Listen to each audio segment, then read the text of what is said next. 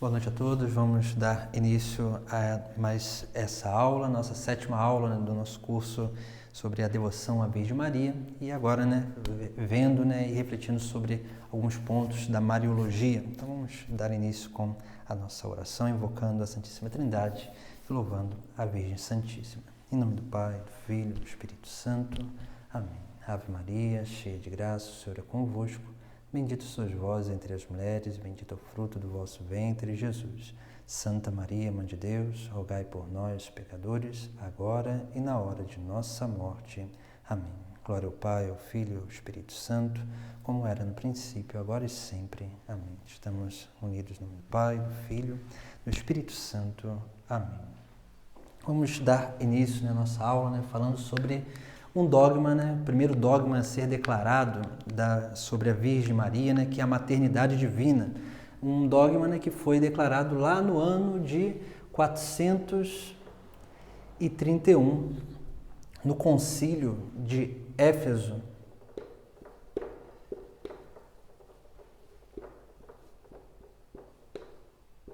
No Concílio de Éfeso, onde lá, nesse ano de 431, existia ali, todo um questionamento, em torno daquilo que seria a união das duas naturezas de Jesus Cristo. Então, sempre, como nós já havíamos refletido algumas aulas atrás, esses dogmas mariológicos, todos eles têm uma relação muito íntima, muito intrínseca com os dogmas cristológicos. Por isso que sempre quando alguma coisa vai ferir aquilo que é o dogma cristológico, a igreja ela vai ali, afirma a fé, declarando um dogma de fé. E naturalmente, alguns desses dogmas tiveram relações com a Virgem Maria também. Então, para que pudesse realmente afirmar o dogma cristológico e não perder aquilo que é a concepção e o entendimento do dogma mariológico, ali vai se da verdade de fé mariológica, vai se declarando os dogmas para que assim nós possamos ter realmente aí uma segurança diante daquilo que é a nossa fé e diante daquilo que é a nossa prática devocional também.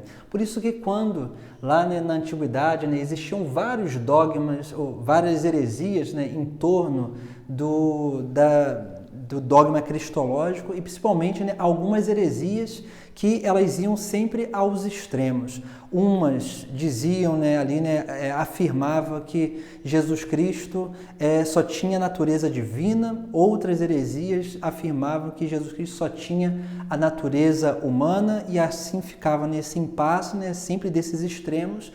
E a igreja, desde o início, se nós olharmos até no Evangelho de São Mateus, nós vamos perceber, muito nítido isso, onde São Mateus ele tem a intenção de mostrar, realmente que Jesus Cristo é verdadeiro Deus e verdadeiro homem. Então, essa união dessas duas naturezas, divina e humana, em Cristo, e essas naturezas elas não se separam. Então, isso desde a era apostólica, isso é crido, e naturalmente os textos sagrados do Novo Testamento, eles manifestam justamente isso. Mas, diante de todo um pensamento, principalmente com a influência da filosofia grega, sobre o próprio raciocínio lógico, então ali começa-se a tentar, ali podemos dizer assim, tentar dar um certo sentido ou talvez dar uma certa explicação lógica para aquilo que é o mistério de Deus. É claro que a igreja sempre entendeu a seguinte coisa, que o entendimento lógico ele é importante, mas ele leva esse entendimento racional, ele leva só até um ponto aquilo que é o entendimento profundo do dogma. Por isso que a igreja declara um dogma, porque chega um certo ponto que a razão ela não consegue conceber mais ou aprofundar mais. Então o dogma de fé ele é o quê? Aquilo que a igreja vai afirmando como certeza e verdade, para que a gente possa aí, permanecer fiéis sempre à doutrina de Cristo. E é claro Se nós olharmos os Sagrados Evangelhos, eles têm sempre, né, eles trazem muito nítido isso, né, onde ali eles vão trazendo sempre esse Jesus Cristo que é homem, mas também é Deus, né, Filho de Deus. Então isso é muito importante. E nessa época, né, aí, né, existia, né, uma grande heresia, né, que dizia que assim, né, eram várias heresias, desde o início dos primeiros séculos do cristianismo até o terceiro século, até o quarto século, né, e indo para o quinto século aqui, né, nós temos uma heresia primeira, né, que é a de Ário, né, o arianismo, que Ário, né, ele afirma, né, que Jesus Cristo não é Deus, ele é uma criatura perfeitíssima. E aí é importante, né, nós concebermos e entendermos bem isso, né, onde Ário ele vai afirmar justamente isso, né, que Jesus Cristo ele não é Deus, né, ele é uma criatura perfeitíssima, né, e ali ele vai se basear muitas vezes lá naquela passagem do livro de Colossenses, né, onde São Paulo ele vai falar uma coisa, né, que se a gente não refletir bem sobre isso, acaba, né, se tornando ali, né, uma grande, a gente pode, né, acabar perdendo, né, aquilo que é a essência, né, do dogma cristológico, né. Olha só o que São Paulo vai falar na carta aos Colossenses, no capítulo 1, versículo 15, São Paulo diz assim, né, ele é a imagem do Deus invisível, falando de Jesus Cristo, o primogênito de toda a criação. Então, essa passagem, né, dá, assim, né, como ela é um pouco ambígua, no sentido, assim, né, diante da reflexão, né, do dogma cristológico. Então, Ário, ele vai fazer o quê, né? Ário, ele vai, né, a partir dessa passagem, ele vai ali afirmar que Jesus Cristo é essa imagem do Deus invisível, mas ele é o primogênito de toda a criação, né? Isso quer dizer o quê, né? Aquele que a criação é um ser criado perfeitíssimo, né? Então, Ário ele vai afirmar isso. E é claro, né, que vai cair, né, numa grande heresia, onde ele vai negar a divindade de Jesus Cristo. E aí, né, no sentido, vai passando-se todo um tempo, né, aí, né, podemos dizer, o grande teólogo, né, e teórico, né, santo da igreja, que é Santo Atanásio, né, vai combater muito essa heresia no seu tempo, né, até que tempos depois, né, alguns tempos vão passar e é claro, né, sempre quando surge uma heresia, né, uma afirmação, às vezes surgem outras pessoas que tentam, né, ali, né, meio que consertar aquele erro, mas muitos deles, às vezes, por tentar consertar o erro, acabam caindo numa outra heresia, no extremo, né? Que foi, né, aquilo que era, nessa época aqui do Concílio de Éfeso, né, uma outra figura que é Nestório. Nestório era um monge, né? Um monge lá de Constantinopla, então ele é eleito, né, lá como patriarca, né, de Constantinopla, né? É um monge, né, viveu muito tempo no mosteiro, né, rezando, estudando, né, e ali, né, vivendo a Sagrada Liturgia, e num determinado momento ele é eleito como patriarca, né, de Constantinopla. Então, quando ele vai para Constantinopla, ele lá, né, é claro, né, todo esse problema ali existente, né? Então, Nestório, o que ele vai fazer, né? Ele vai chegar lá no seu patriarcado e vai encontrar, né, o povo de Deus, né, falando, né, uma coisa que ele vai achar estranha, né? Porque já era uma profissão de fé contra o arianismo, né? Por quê? Porque o povo chamava Nossa Senhora de Theotokos. É uma palavra grega, né, que aqui, né, Theo, que quer dizer Deus, e Tokos é um termo que remete-se, né, a geradora ou mãe. Então, quando Nestório, ele chega no patriarcado e encontra, né, os fiéis, né, chamando, né, Nossa Senhora de Theotokos, né, Mãe de Deus. Ele acha aquilo estranho, né, porque aquilo ali, né, aparentemente, na concepção dele, era um extremo oposto, né, totalmente oposto daquilo, né, que Ário, né, ali, né, Ário dizia, né, e Nestório vai tentar dar um jeito, né, só que ele vai gerar um outro problema. Por quê? Né? Porque ele vai falar a seguinte coisa, Nestório vai dizer que Maria não pode ser Theotokos, geradora de Deus, mãe de Deus, mas Maria, né, tem que ser chamada de Christotokos. E o que ele faz com isso aqui, né? Ele está aqui, né, mãe de Cristo, né? O que ele está fazendo aqui, né? Ele propôs o quê, né? Que Maria não pode ser mãe de Deus, mas Maria pode ser mãe da humanidade, de Cristo. Então, Nestório ele vai fazer isso, né? Mas essa afirmação de Nestório vai fazer o quê, né? Com que se separem, né, a humanidade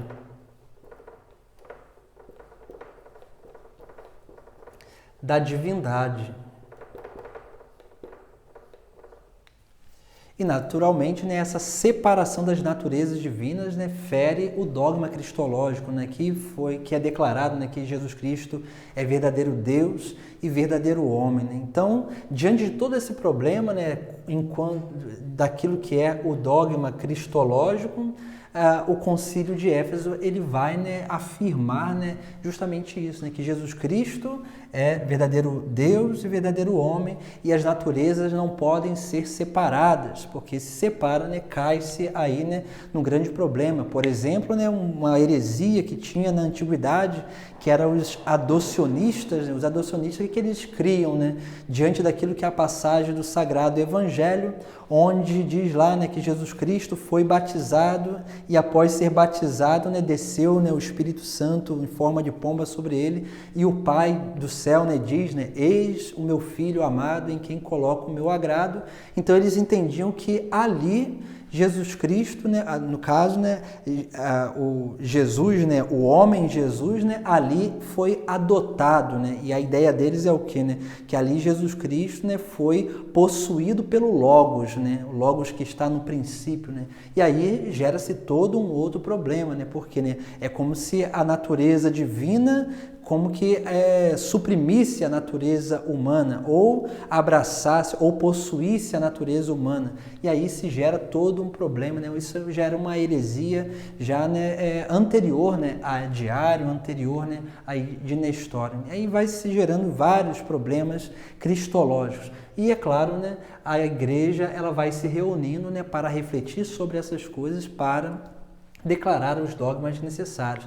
E, naturalmente, declarando Jesus Cristo verdadeiro Deus e verdadeiro homem, se Jesus Cristo é Deus, naturalmente, a mãe de Jesus Cristo é mãe de Deus, né? Theotokos, né? Então, a igreja ela vai afirmar justamente isso aqui, né? Maria é mãe de Deus, né?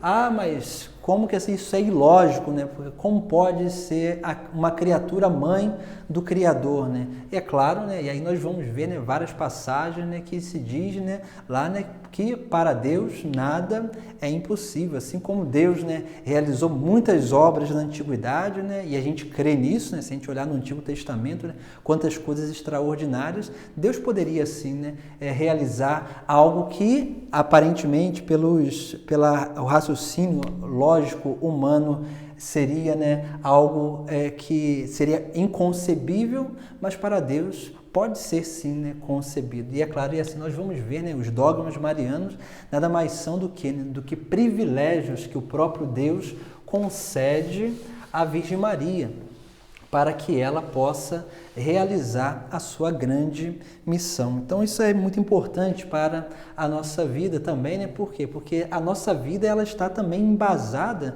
nesses mistérios da fé, né? Do dogma cristológico, né? Senão a gente pode cair num grande problema, né? Quando a gente divide as naturezas, né? Porque cai naquilo que era uma outra heresia da antiguidade, né? Ali onde se achava que a matéria a matéria é má e a alma, né, o espírito, né, é bom.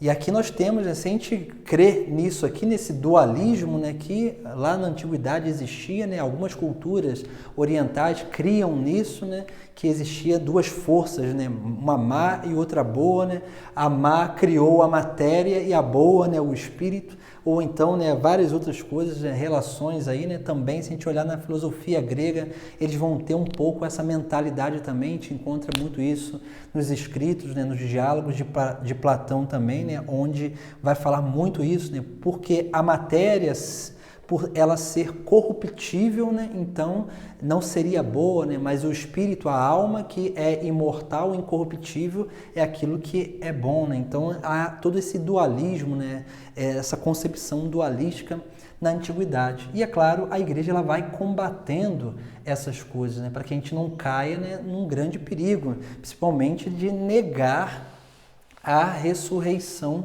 da carne, né? Porque se a matéria é má, para que ressuscitar? Não tem um porquê. Mas, diante daquilo que é, né, a própria revelação divina, o próprio Cristo nos mostra, né, e vai nos direcionando a isso, né, a ressurreição da carne, e isso também é o que nós professamos, né, no credo também, né, a ressurreição da carne, a vida eterna, né, e assim nós precisamos também, né, cada vez mais, né, ir afirmando essas verdades de fé que nos ajudam, né, a permanecer firmes, né, diante daquilo que é todo um trabalho, né, que nós podemos dizer, né, um trabalho ascético, né, de exercício, de busca de virtudes para quê? Né, para elevar, né, a nossa condição, né, material, né, corporal, né, para que assim a gente possa, né, cada vez mais, né, purificados, alcançarmos, né, tão logo aquilo que é, né, a glória do céu. Né? E é claro, naquilo que é, né, também, né, no fim dos tempos, alcançar, né, a ressurreição também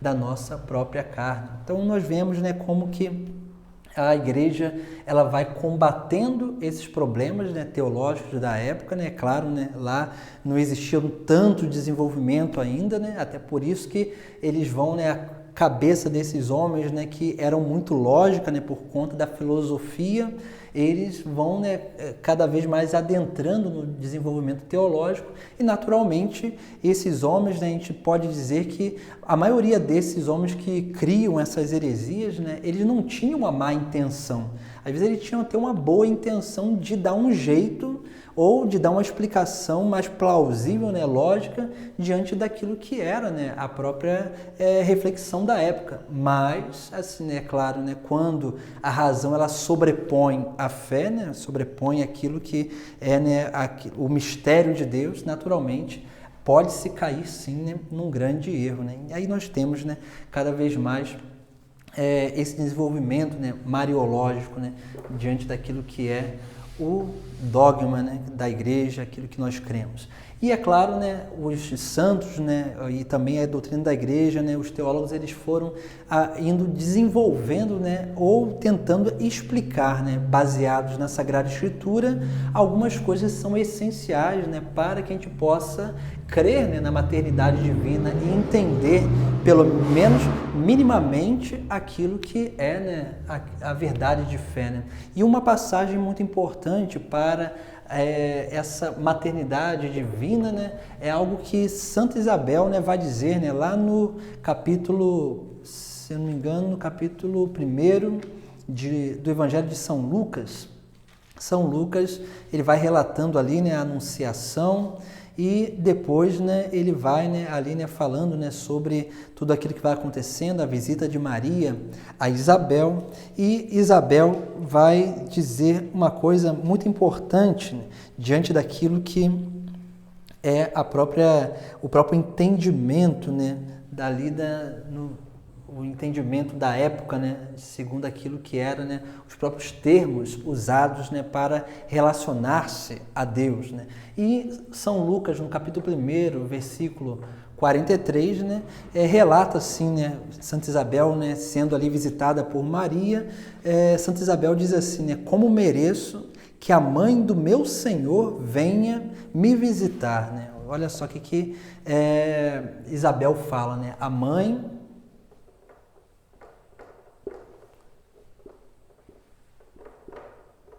Deus Senhor. E esse termo Senhor, nós falamos isso também, né, na última aula, né, esse termo Senhor, né, que remete-se, né, a Deus. No Evangelho, né, no original grego, né, esse termo ele é um termo que nós dizemos, né, Kyrios, que quer dizer Senhor, né, em grego, que é uma tradução de um outro termo, né, hebraico, né? Se nós olharmos na Bíblia, né, lá no Antigo Testamento, na tradução dos 70, né, quando aqueles 70, segundo a tradição, os 70 anciões lá, anciãos, eles foram traduzir a Bíblia, né, e diz a tradição, né, que esses 70 anciãos, eles traduziram a Bíblia do hebraico, né, para o grego, e todos eles, né, conseguiram uma mesma tradução, né? Por isso que nós temos aí, né, essa que a gente chama Septuaginta, né, ou a Bíblia, ou o texto, né, dos 70, né, anciãos aí, né? E aí nós temos, né, aí, né, eles vão sempre, né, quando aparece o nome Deus, né, principalmente, né, o termo, né, Yahvé, né, lá, né, o tetragrama, ou aquilo que é, né, o termo Adonai, Adonai, né, que era o termo que quer dizer Senhor, que é o termo hebraico, né, que eles usavam, eles não falavam o nome de Deus, então sempre quando lia o nome de Deus, em vez de falar o nome de Deus, eles falavam Adonai. E aí, naturalmente, né, quando foi se traduzido esses termos que remetiam-se a Deus, eles usavam o termo Kyrios. Por isso que nós rezamos, né, na Santa Missa, Kyrie eleison, quer dizer o quê, né? Senhor, piedade, né? Eleison, né? Piedade, Senhor, piedade. E aí nós temos, né, esse termo, né? E no termo aí, né, no Evangelho de São Lucas, onde está, né, essa frase aqui de Santa Isabel, remete justamente a isso, né? Kyrios não é só um Senhor qualquer, né? Mas é o próprio Deus, né? Então aqui quando Isabel fala isso, né, que mereço, né, como mereço que a mãe do meu Senhor venha me visitar, né? Então aqui nós temos, né, uma passagem essencial que mostra, né, essa maternidade divina, esse reconhecimento. E se nós olharmos muito bem na passagem, nós vamos perceber que Isabel fala tudo isso aqui inspirada pelo Espírito Santo, né? Porque lá, né, vai dizer que quando Maria, né, quando Isabel ouviu, né, a saudação de Maria, a criança pulou de alegria em seu ventre, e Isabel ficou repleta do Espírito Santo. E aí depois, né, o evangelista ali, né, vai relatando e com voz forte exclamou, né, as palavras de Isabel: bendita és tu entre as mulheres e bendito é o fruto do teu ventre. Como mereço que a mãe do meu Senhor me venha me visitar. E ela ainda vai continuando, né? Logo que a tua saudação ressoou em meus ouvidos, o menino pulou de alegria no meu ventre. Feliz aquela que acreditou, pois o que lhe foi dito da parte do Senhor será cumprido. Então, isso nós vemos, né, como que aí, né, Isabel, né, inspirada, né, pelo Espírito Santo, né, manifesta essa grande, né, esse grande mistério, né, podemos dizer assim. E é interessante também nessa passagem, por quê? Porque Maria, quando lá, né, na anunciação do anjo, se a gente olhar, né, alguns textos anteriores, nós vamos ver que Maria, após ali, né, a anunciação do anjo, após o anjo, né, ter ido embora, né, e aí vai aparecer, né, São Lucas vai relatar, né, naqueles dias, que era próximo ali a anunciação, né, naqueles dias, Maria partiu apressadamente para a região montanhosa, dirigindo-se à cidade de Judá. Por quê, né? Porque o anjo tinha dito que Isabel já estava no 6º mês da sua gravidez, né? Então nós vemos aí como que o anjo, ele anunciou algo, Maria, né, confiou nesse algo, foi ao encontro de Isabel, né? Olha só, Maria, poucos dias depois dessa anunciação, né? Então, assim, Maria não tinha, né, uma barriga grande, né? Então, para Maria, tudo aquilo ainda, ela confiava, ela tinha fé, mas para Maria tudo aquilo era um mistério ainda. Ela não entendia muito bem ainda tudo aquilo que estava acontecendo com ela. E quando ela chega nessa visita, quando ela vai visitar Isabel, ali ela tem a confirmação, né, daquilo que o anjo tinha dito para ela, né? Por isso nós vemos aí, né, como que Deus ele vai, né, como que a gente pode dizer assim, né, ele vai como que juntando esses elos aí, né, das histórias para realmente fundamentar o seu grande mistério, né? E é claro, né, nós vemos isso, né, diante dessas passagens que a Sagrada Escritura, né, vai aí, né, nos relatando. E a tradição da igreja também, né, pelo desenvolvimento, pela meditação da palavra, vai cada vez mais também aí, né, refletindo sobre esses grandes mistérios, né, da nossa fé e principalmente, né, esses grandes mistérios mariológicos também, né? Uma coisa também que é muito importante, né, diante daquilo que é o dogma da maternidade divina são algumas coisas que a teologia vai chamar de princípios fundamentais, né? Os princípios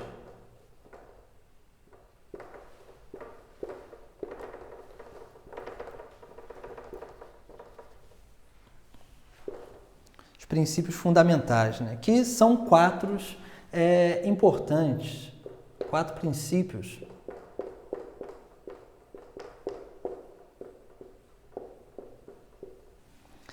O primeiro é o primeiro princípio de iminência.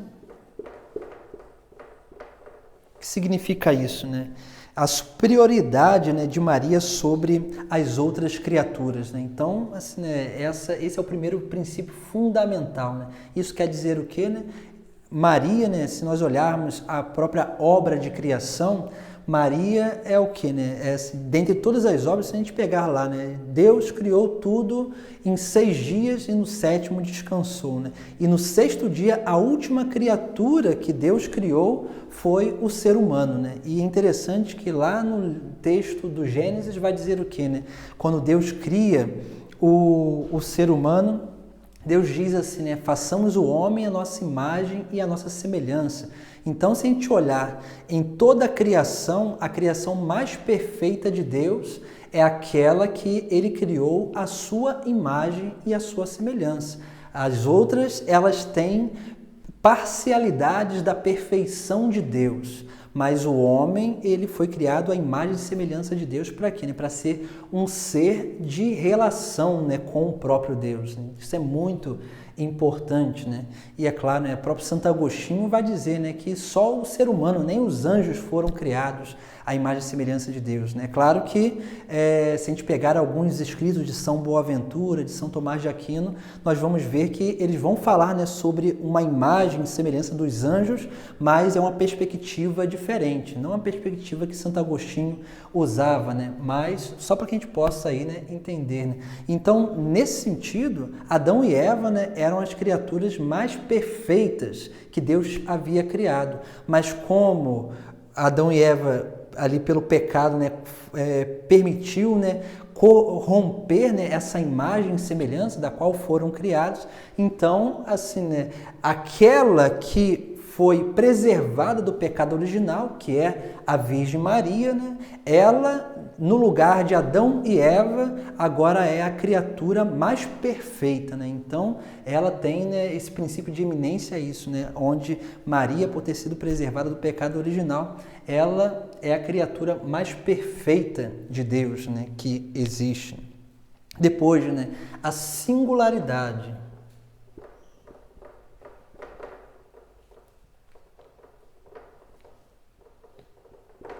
A singularidade, né? Que é o que, né? São as particularidades que foram reservadas a ela, né? Nós vimos lá, né, nas últimas aulas, como nós falávamos dos privilégios, né? Só Maria é mãe de Deus, só Maria é virgem perpétua, só Maria é imaculada Conceição, só Maria foi assunta de corpo e alma ao céu, né? Então, em Maria acontece, a partir dessa iminência, dessa perfeição criacional que foi conservada nela, né, por essa preservação do pecado original. Em Maria, né, acontecem coisas singulares, né, que conosco não seria capaz, nós não somos capazes de viver, né, e de experimentar aquilo que Maria experimentou, né, de forma singular. Nós temos uma possibilidade na ordem da graça de viver esses mistérios singulares da Virgem Maria, né, como aí não sei se vocês receberam, né, mas a gente fez aí, né, do mês passado um pequeno retiro, né, um retiro mensal nosso, né, que falava sobre os dogmas, os privilégios marianos, né, e aí nós vemos ali, né, aquilo que Deus realizou de forma singular e também, né, aquilo que desses dogmas marianos, desses privilégios singulares da Virgem Maria, o que isso, né, tem, né, a ver também com a nossa vida, né, com a nossa prática religiosa, nossa vivência de fé, né? Então isso é muito importante. Nós, numa ordem da graça, temos a possibilidade justamente disso, né, de participar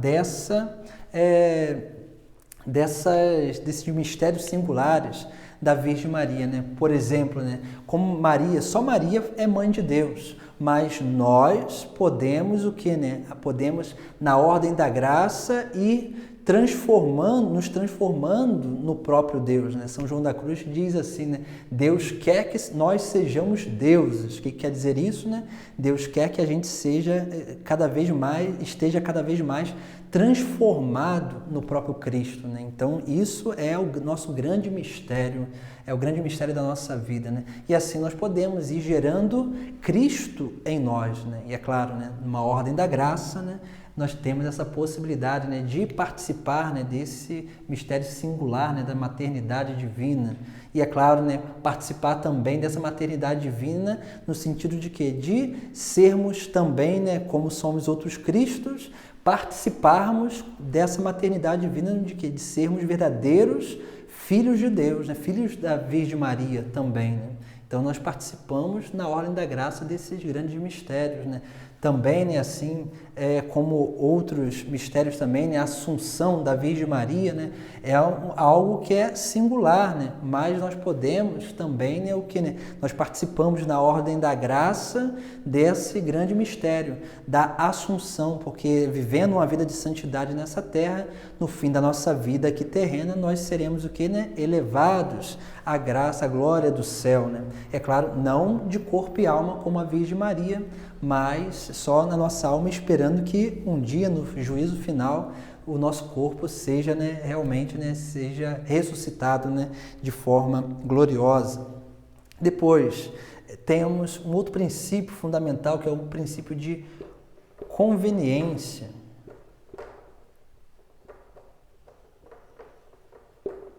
Princípio de conveniência. O que significa isso, né? Convinha que Maria fosse pura e perfeita para gerar aquele que é puro e perfeito. Convinha que Maria, né, ali, né, fosse preservada e preparada para ser a mãe de Deus. Por quê, né? Porque para que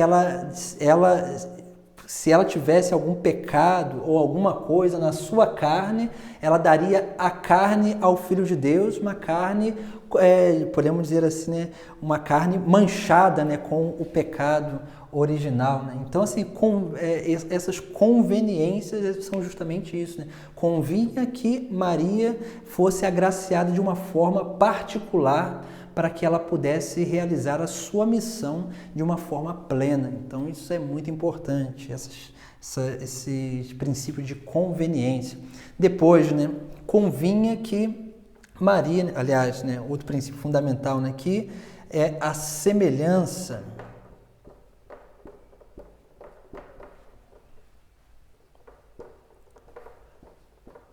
com Cristo, né? Então nós vemos aqui, né, esse princípio também muito importante, né? Por que, né, essa semelhança com Cristo, né? Porque tem todo esse mistério, né? Como uma criatura pode trazer, né, dar à luz ao Criador, né? Mas quando a gente vai entendendo que o próprio Criador a prepara, o próprio Criador, ele vai, né, preparando, né, aquela que seria, né, a porta do céu, né, assim como os santos vão dizer, como nós rezamos também na ladainha, né, essa precisava ser o que, né, totalmente semelhante ao Cristo, né, para que pudesse, né, realmente, né, trazer à Terra aquele, né, aquele do qual, né, os primeiros pais foram criados à imagem e semelhança. A carta aos Colossenses diz isso, aquela passagem que nós líamos, né?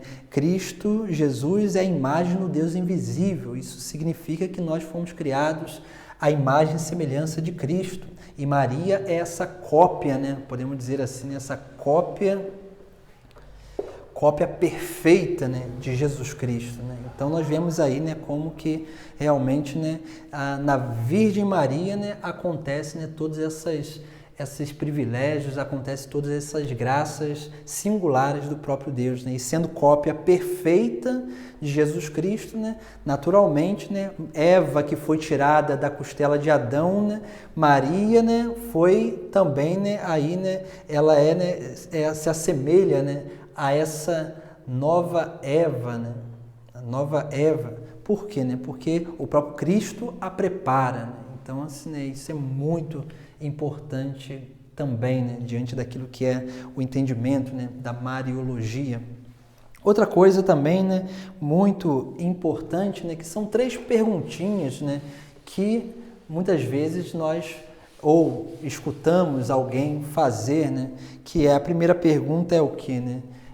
Lá, né, ou podemos dizer, né, talvez não uma pergunta, né, mas podemos colocar, né, como pergunta, né, se Maria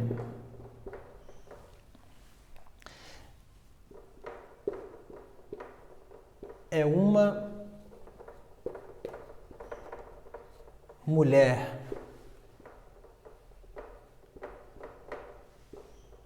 qualquer. Assim, né? Muitas vezes é a afirmação que nós escutamos, né? Escutamos o quê, né?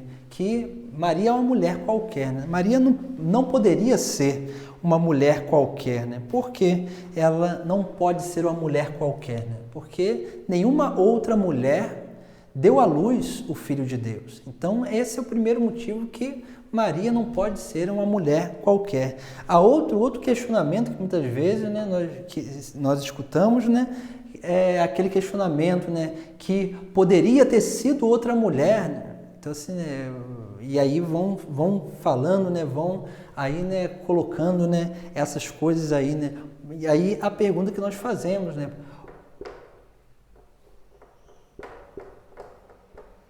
poderia ser outra mulher? Se Deus quisesse que assim fosse, poderia sim, mas Deus escolheu a Virgem Maria, né? Então, assim, diante desse grande mistério, né? E aí aquela coisa, né? Se fosse uma outra mulher, né? Se fosse uma Marta, se fosse uma Isabel, se fosse, sei lá, né? Uma Carolina, se fosse qualquer outra mulher, assim, né? E não seria mais de uma mulher, seria uma única mulher, naturalmente, né? Nós daríamos o mesmo louvor, a mesma reverência, o mesmo respeito que nós damos à Virgem Maria, né, por ter trazido o Filho de Deus a essa terra, por ter sido essa porta do céu. Né? Então nós vemos aí, né, poderia ser outra mulher? Poderia, mas não é, não foi. E naturalmente, né, aquela que é sim, né, essa que foi esse instrumento de Deus, né, para a vinda, né, do Filho de Deus a essa terra, é aquela, né, que nós damos, né, o nosso grande respeito, o nosso grande afeto, o nosso grande carinho. Né? E depois, né, uma outra pergunta aí, né, que vai se fazendo, que é aquela que lá nas nossas primeiras aulas nós respondemos, né, muito, né, que seria, né, para que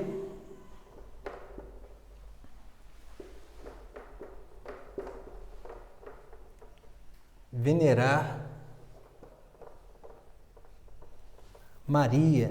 Então, assim, para que venerar Maria, né? Entende lá quando nós víamos lá atrás, nas nossas aulas, nós falávamos sobre a devoção, né? E devoção, né? Aí, né, nós tínhamos lá, né, alguns cultos, né? E aí nós falávamos que a Virgem Maria nós damos um culto de hiperdulia, né? Que seria o quê? Né? Uma veneração um pouco mais elevada do que os santos e os anjos, né? Então isso é importante, né? Porque nós veneramos, né? Venerar significa o quê, né? Significa respeitar, reconhecer, significa justamente isso, né? Reconhecer que algo diferente, né, e grandioso aconteceu na vida da Virgem Maria, né? Então, naturalmente, quando nós veneramos a Virgem Maria, nós veneramos o quê? Maria em si? Não, porque é uma criatura, mesmo sendo perfeita, né, mas é uma criatura, mas nós veneramos Maria pelo único motivo, né, por aquilo que Deus realizou na vida dela. Então, é essencial isso entender, né? E é por isso que é necessário sim, né, venerar a Virgem Maria, né? Por quê? Né? Porque nós precisamos dar o devido respeito e reconhecimento àquela da qual nós recebemos a nossa própria salvação, que é o Filho de Deus. Então, é essencial, né, essas coisas para que a gente possa, né, entender aí, né, o que significa, né, realmente ser um verdadeiro devoto, né? E só assim, né, que a igreja, né, durante, né, por muito tempo, né, foi, né, ali, né, professando a sua fé, né, e dizendo, né, sobre essa verdade de fé que é a maternidade divina, né? Maria que é mãe de Deus, não só mãe da humanidade, mas mãe, porque a humanidade e a divindade não se separam. Então Maria é aquilo que nós falávamos lá no início, né? Theotokos.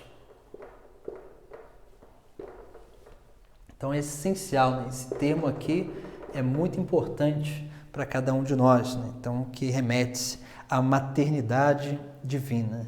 Agora nós vamos, né, fazer aí, né, dar a continuidade aí a uma reflexão sobre um outro dogma, né, que também, né, é um dogma que às vezes é um pouquinho difícil de entender, né, sobre ele, que é o dogma da virgindade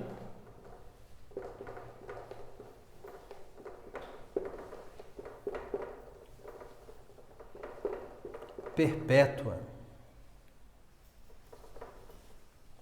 O que significa, né, esse dogma, né? Esse dogma, ele diz que Maria foi virgem antes do parto,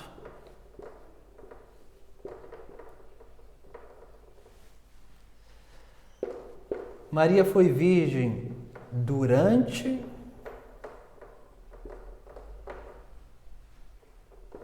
o parto e Maria foi virgem, continuou virgem depois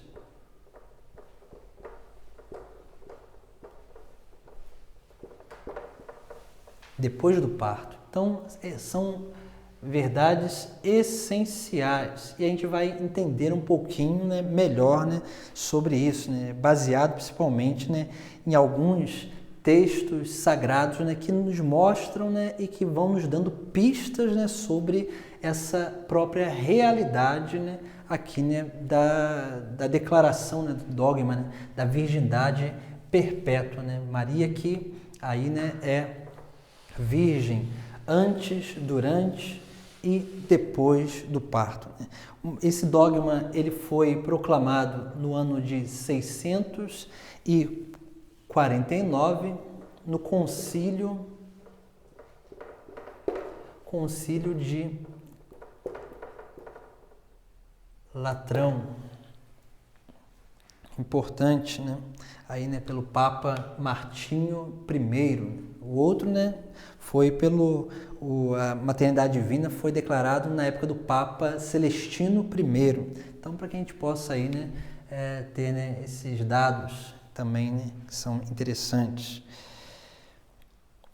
Uma coisa, né, que muitas vezes gerou, né, muita complicação do entendimento da virgindade perpétua, né, foi porque, né, diante daquilo que era a própria cultura, né, greco-romana e também a cultura judaica, né, ou aquela cultura ali, né, judaico-cristã, né, já essa passagem aí da concepção judaica para a concepção cristã, existia, né, algumas dificuldades, né, diante daquilo que era entender, né, essa virgindade perpétua. Por quê? Né? Porque, naturalmente, né, existia, né, uma concepção, né, diante, primeiro, judaico, né, judaico-cristã, né, daqueles judeus, né, judeus que se converteram, né, ao cristianismo, né, podemos dizer assim, né, ou esses judeus, né, que foram, né, reconhecendo Cristo, né, como aí, né, o Messias, né. Então existia uma dificuldade de entendimento. Por quê? Né? Porque para o judeu antigo, para a concepção antiga, nós vamos ver, né, que eles vão algumas profecias e também na concepção, né, lá, né, do povo, o Messias ia ser quem? Né? O Messias é aquele que viria, né, da casa de Davi, né, da família de Davi, que seria lá, né, aquele que novamente ia reunir, né, porque Davi foi o grande rei da antiguidade que conseguiu reunir todas as tribos, né, gerar, né, uma harmonia entre o reino, né. Então se cria que o Messias viria justamente para isso, né, para reunir as tribos de Israel e, é claro, né, para aí, né, ser esse grande líder libertador do povo, né, de Israel. Né? Então, aqui nós vemos, né, algo muito interessante. Né? Então, esses judeus que se converteram, eles tinham uma dificuldade de entender sobre aquilo que era, né, principalmente a ideia, né, de Jesus Cristo, o verdadeiro Deus, o verdadeiro homem, né, onde eles esperavam não um Deus, uma divindade vinda do céu, mas eles esperavam um homem que seria ungido por Deus para realizar, né, aquilo que é a obra de salvação e, é claro, a obra de libertação daquele povo. Né? Então, existia aí essa dificuldade de entendimento. Né? Mas umas outras coisas também eram muito interessantes, né, diante dessa concepção judaica, né? Principalmente o que? Né? Aquilo que tem a ver com a virgindade, né? Por quê, né? A virgindade, né, para o judeu, né, é aquilo que né, remete-se, né, à pureza, remete também, né, a um valor, né, valor de dignidade. Por isso que, assim, né, era comum, né, dar-se em casamento, né, as virgens, né, assim, né, arrumar-se a esses casamentos, né, a virgem, né, e existia todo um ritual, né, no sentido nupcial, né, para até se comprovar aquilo que era, né, a pureza daquela que foi dada em casamento. Então, a virgindade para o povo judeu era algo que, é claro, né, é algo que é muito importante, né, porque remete-se justamente isso, né, à pureza, a um valor de dignidade daquela pessoa e, naturalmente, né, remete-se também ao que, né, a algo que não foi algo que não foi corrompido, né, podemos dizer assim. Né? Então aí, né, que remete também, né, à pureza, né, mas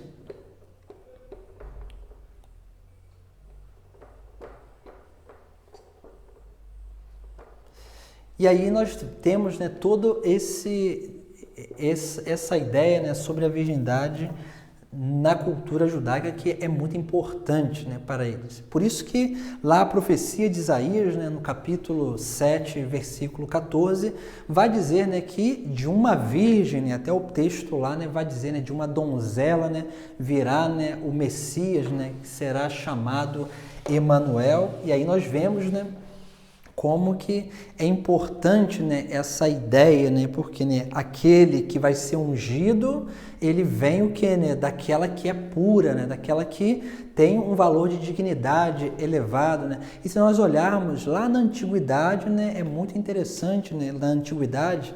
Por quê? Né? Porque alguns dos grandes da antiguidade, eles vêm o quê? Né? Eles vêm de mulheres estéreis. Né?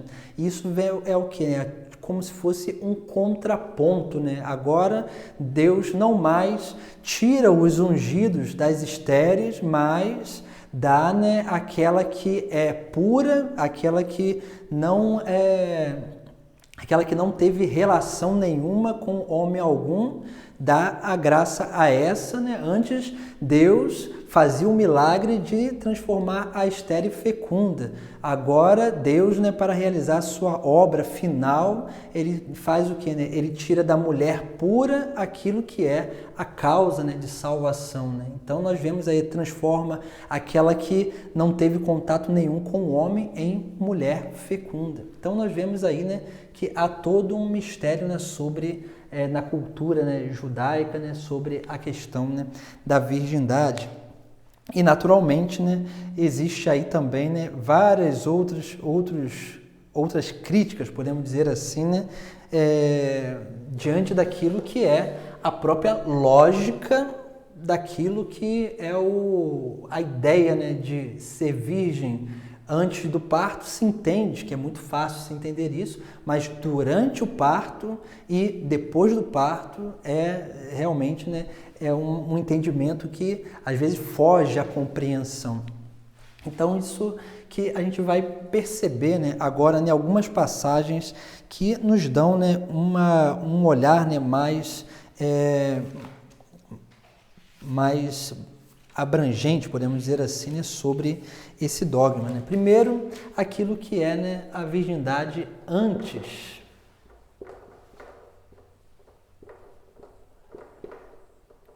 do parto. Como nós vimos, né, tem a passagem de Isaías, capítulo 7, versículo 14, mas nós temos também, né, aí a passagem lá, né, de São Mateus, né, por exemplo, né, onde lá, né, vai dizer, né, a origem de Jesus Cristo foi assim: Maria, sua mãe, estava prometida em casamento a José, e antes de passarem a conviver, né, isso que, né, antes de passarem a morarem juntos, ela encontrou-se grávida pela ação do Espírito Santo, né? Outra passagem aí de Mateus, capítulo 1, versículo 18, versículo 18, né? Nós temos aí, né, essa passagem também que fala, né, justamente sobre isso. Depois, né, no versículo 22 e 23, que 22 e 23, o próprio São Mateus, ele traz essa passagem de Isaías 7,14, ali, né, dizendo, tudo isso aconteceu para se cumprir o que o Senhor tinha dito pelo profeta: eis que a virgem ficará grávida e dará à luz um filho, ele será chamado pelo nome de Emanuel, que significa Deus conosco. Então nós vemos aí, né, como que as próprias passagens da Sagrada Escritura vão, né, dizendo, né, e vão aí, né, como que mostrando, né, que Maria era virgem antes do parto. Outra passagem, né, do capítulo 1 de São Lucas também fala justamente sobre isso, né, na passagem da Anunciação, onde Maria, né, lá vai dizer ao anjo, né, como isso vai acontecer, né, se eu não conheço homem algum, né? Então nós vamos ver ali esse questionamento, né, de Maria, né, no capítulo 1, versículo 34. 34, né, Maria lá, né, diz, né, Maria então perguntou ao anjo: como acontecerá isso se eu não conheço homem? Então nós vemos aí também, né, como que a própria palavra de Deus, né, vai nos mostrando, né, que Maria, né, é sim, né, essa virgem prometida, né, e anunciada e prefigurada lá na profecia, né, de Isaías. O próprio, né, texto sagrado de São Lucas também vai falar, né, sobre essa virgem, né, prometida, né? Olha só, né? Quando Isabel estava no 6º mês, o anjo Gabriel foi enviado por Deus a uma cidade da Galiléia chamada Nazaré, a uma virgem prometida em casamento a um homem de nome José. Então nós vemos aí novamente, né, o texto sagrado, né, mostrando, né, como que realmente isso se realiza, né, é claro, na vida da Virgem Maria, Maria que é virgem antes do parto. Né. Depois,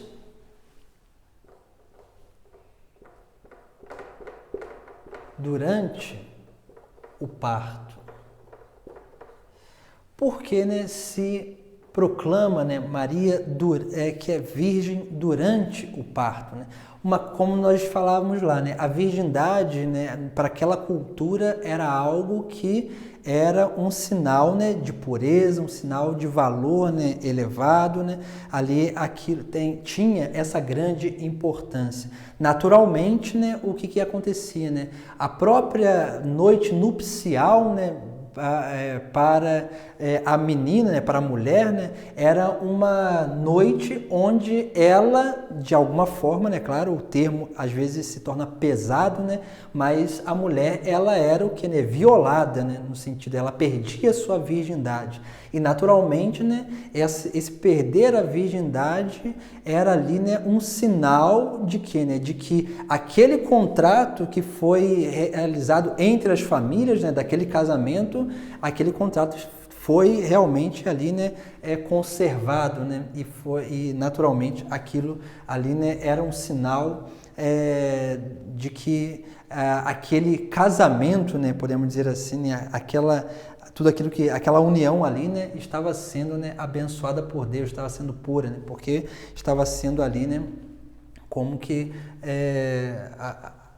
aquilo que era a pureza, né, estava sendo dada, né, como sinal de união entre aquelas duas pessoas. E aí nós vamos percebendo, né, como que diante dessa cultura, né, dessa importância da virgindade, naturalmente, Deus, que é puro, que é santo, não poderia o quê, né? Aí é um raciocínio lógico, né, diante daquilo que é a própria, né, palavra de Deus, né, diante daquilo que é a própria manifestação da bondade de Deus. Então, Deus não realizaria o quê, né? Um mal ou um sinal de corrupção, né, na Virgem Maria, né, que seria o quê, né? A perda da sua virgindade, né? Então, assim, né, vai se afirmar o quê, né? Por quê, né? Porque se Maria, ela concebeu, né, pelo Espírito Santo, então, assim, concebeu, né, sem a ação de um homem, naturalmente, né, ela,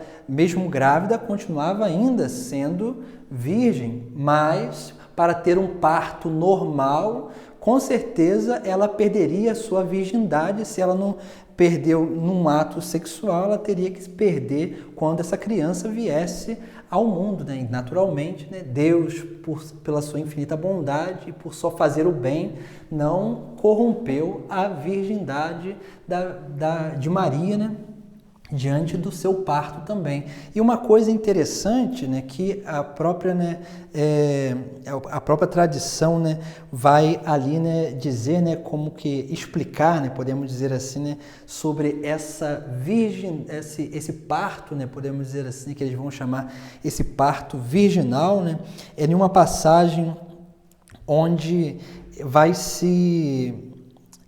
se colocar, né, ali, né, onde na passagem do nascimento, e vai dizer assim, né, lá em Lucas, capítulo 2, versículo 7. São Lucas vai dizer assim, né, essa aqui é a passagem, né, onde eles estão, né, caminhando e ali estão em Belém, né, a passagem do nascimento de Jesus Cristo, né? Quando, assim, o versículo 6, né? Quando estava ali, chegou o tempo do parto. Aí o versículo 7, ela deu à luz o seu filho primogênito, envolveu-o em faixas e deitou numa manjedoura, porque não havia lugar para eles na hospedaria, né? Os santos, os padres da igreja vão dizer o quê, né? Se Maria, né, diante daquilo que é a tradição que se diz, né, que Maria tinha ali por volta dos 14, 15 anos, né, ali, né, na sua adolescência, ali, né, no início da sua juventude, né, então naturalmente, né, Maria ela tinha uma condição biológica, fisiológica muito frágil. Então essa mulher, essa menina, né, ali, né, ela estava grávida e chegando o tempo do parto, né, do nascimento, né, ali ela vai ter ainda o que, né? Se ela, né, por exemplo, se fosse um parto normal, como qualquer outro parto, né, não fosse um parto também miraculoso, naturalmente, né, que aquilo que seria esse parto seria um grande desgaste fisiológico, corporal para essa menina, né, que estava ali, né, em plena formação, né, da sua condição, né, corporal, fisiológica também. Então, o próprio evangelista ele vai trazer uns elementos bem interessantes, né? Olha só, né? Ela deu à luz o seu filho primogênito, envolveu em faixas e deitou numa manjedoura. Nós vemos aí duas atitudes, né? Onde essa menina tem assim, né, se ela tivesse um parto normal, ela não teria forças para isso, né, para envolver a criança ainda, né, ali, né, em faixas e ainda deitar numa manjedoura, né? E aí os santos da igreja vão trazer, né, essa passagem aí para explicar justamente isso, né, que foi sim, né, um parto miraculoso, né, uma forma miraculosa de trazer ao mundo, né, o Filho de Deus, né? E por isso, né, Maria não perdeu a sua virgindade no parto, né? Depois, né, nós temos aí a outra realidade, né, a terceira realidade, que é, né, a virgindade depois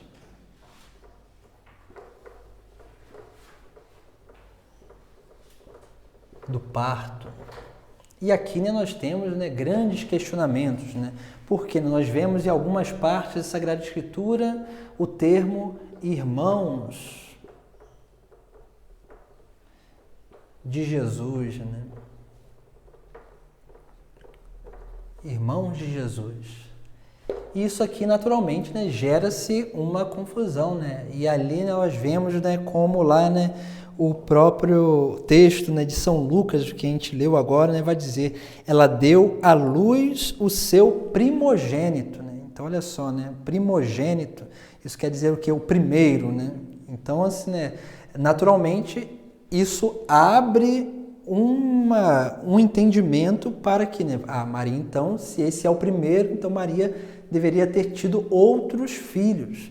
Mas nós precisamos entender uma outra coisa, né? Essa ideia do primogênito também é muito cara à cultura judaica, né? Porque, né, o primogênito é aquele que assume as vezes do pai, né? É aquele que dá continuidade àquilo que é, né, a obra do pai, né? Então é importante aí, né, toda essa questão também, né? E isso nós vamos ver, né, diante daquilo, né, que os irmãos de Jesus Cristo, né? A palavra que tem, né, no Sagrado Evangelho, no grego, é uma palavra que diz, né, um termo, né? Um termo que é adelphos.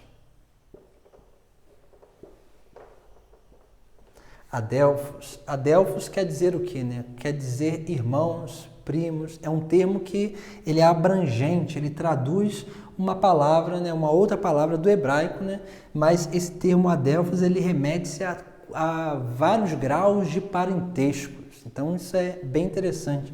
Por isso que a gente, quando fala de irmãos, a gente vai encontrar, né, sempre essa palavra, né, essa palavra aqui que vai remeter a parentesco, né? E naturalmente, né, essa palavra que remete-se a parentescos, remete-se a tudo, né, a primo, remete-se a pessoas da mesma tribo, remete-se a parentes, né, tanto de sangue, né, irmãos mesmo de sangue, mas parentes, né, bem distantes também. Então isso é muito interessante Quando nós olhamos, né, esse termo irmãos, né, nós vamos, se a gente olhar lá no livro do Gênesis, nós vamos ver, né, que Abraão e Ló, por exemplo, né, Abraão era tio de Ló, Ló é sobrinho, né, de Abraão, e nós vemos lá, né, que em um determinado momento Abraão diz, né, assim, né, que não é bom que nós, irmãos, briguemos. Isso quer dizer o quê? Né? Que Abraão chama Ló de irmão, né? Irmão por quê? Né? Porque é da mesma origem, né? Da mesma tribo, né? Do mesmo povo, né? Então isso é bem, né? Tem esse grau de parentesco. Então quando nós encontramos esse termo, né? Irmãos de Jesus, né? Não necessariamente, né, quer dizer irmãos de sangue, né? Mas pode ser, né, os próprios discípulos de Cristo, pode ser, né, ali considerado irmãos, né? Pode ser, né, aqueles outros, alguns dos apóstolos ali, né, eram parentes de sangue de Jesus Cristo, né? E assim como outras realidades também nós vemos, né, no Sagrado Evangelho. Então nós vemos aí, né, uma coisa que é importante nós entendermos, que esse termo irmãos não remete-se unicamente a irmãos de sangue, mas tem todo um entendimento abrangente sobre isso. Outra coisa também, né, muito importante é o que, né? Uma passagem lá do capítulo 19 de São João, capítulo, né, 19, São João, capítulo 19, né, aquela passagem lá, né, que vai falar, né, de Maria aos pés da cruz, né? E é interessante, né, por quê, né? Porque Jesus Cristo ali faz uma coisa que ele, assim, né, diante da cultura judaica, ele só poderia fazer isso a partir de um motivo, né? E aí nós vamos ver ali, né, como que no capítulo 19, versículo 25 até 27. Diz lá, né? Junto à cruz de Jesus estava de pé sua mãe, a irmã de sua mãe, Maria de Cleofas, e Maria Madalena. Jesus, ao ver sua mãe, ao lado dela, o discípulo que ele amava, disse à mãe: mulher, eis o teu filho. Depois disse ao discípulo: eis a tua mãe. A partir daquela hora, o discípulo acolheu no que era seu. E aqui nós vemos, né, justamente isso, né, onde Jesus Cristo oferece, né, oferece, não seria o termo, né, mas ele dá a sua mãe,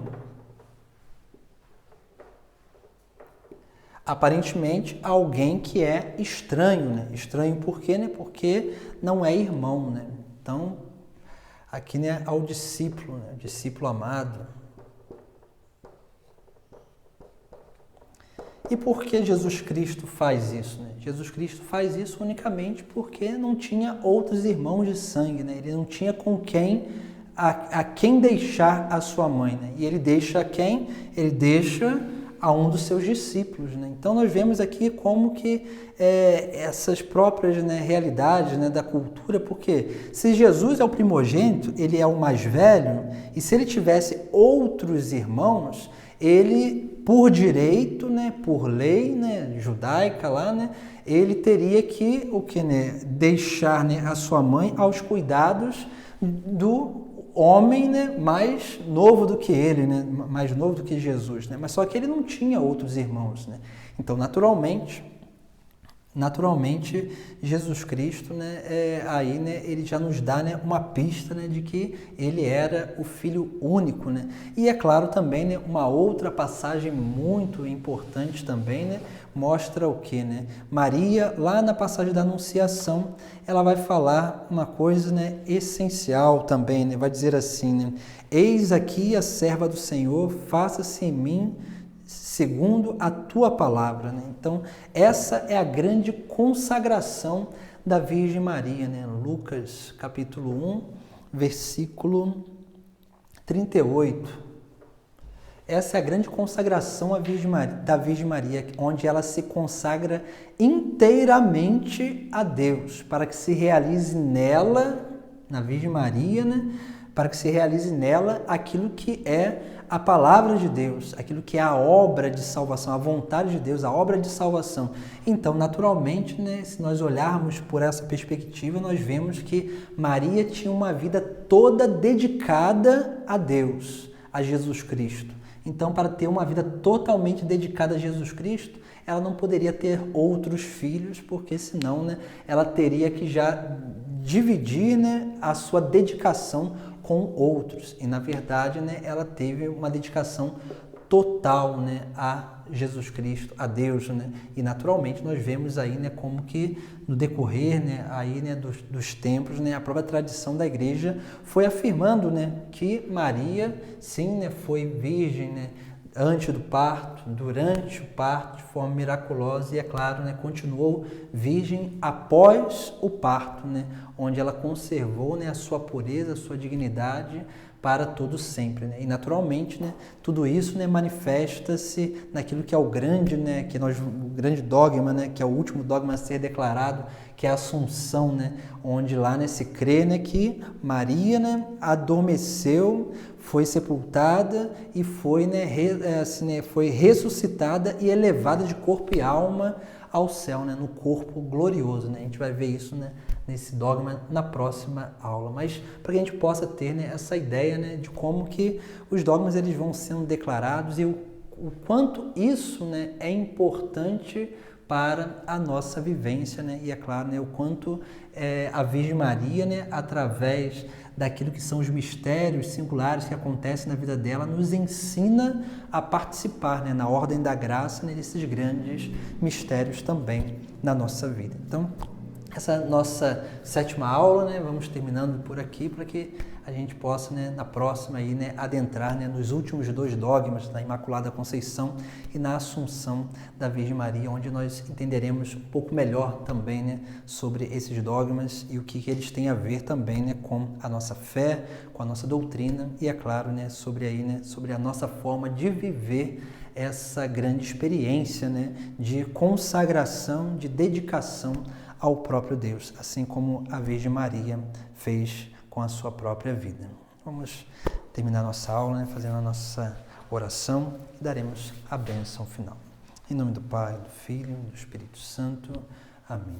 Ave Maria, cheia de graça, o Senhor é convosco. Bendita sois vós entre as mulheres, bendito o fruto do vosso ventre, Jesus. Santa Maria, Mãe de Deus, rogai por nós, pecadores, agora e na hora de nossa morte. Amém. O Senhor esteja convosco, Ele está no meio de nós. Pela intercessão da Virgem Maria, dos santos anjos, abençoe-vos, Deus Todo-Poderoso, Pai, Filho e o Espírito Santo. Amém. Ide em paz, que o Senhor vos acompanhe. Graças a Deus.